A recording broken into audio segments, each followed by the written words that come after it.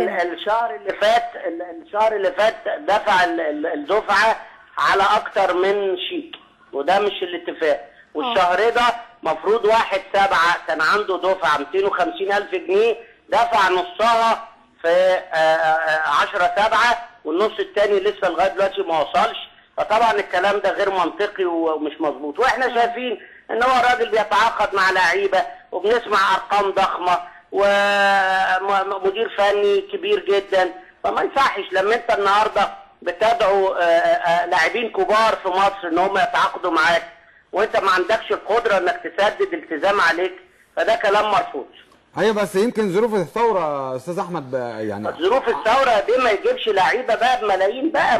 هي الظروف على النادي، الظروف على النادي الاولمبي ولا الظروف على نادي الزمالك؟ الموضوع طلع عشان عقد الرعايه دلوقتي. هقول لحضرتك حاجه بس يا استاذ احمد، ما هو برضه حضرتك في وقت من الاوقات كان في 10 لاعبين من النادي الاولمبي بيشتكوا النادي الاولمبي عشان ما دفعلهمش مستحقاتهم. يا سيدي ماشي، وانا النهارده يعني كل الانديه في مأزق.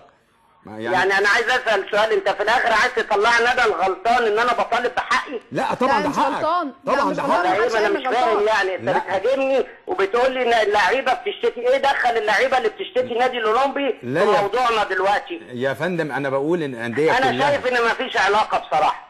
الانديه كلها بتمر، اللي انا بقوله الانديه كلها بتمر بأزمة. احنا كل يوم بنقرا في الجرايد وبنسمع ان نادي الزمالك بيتعاقد مع نجوم كبار بملايين وبيحاول يخلص موضوع شيكابالا بملايين.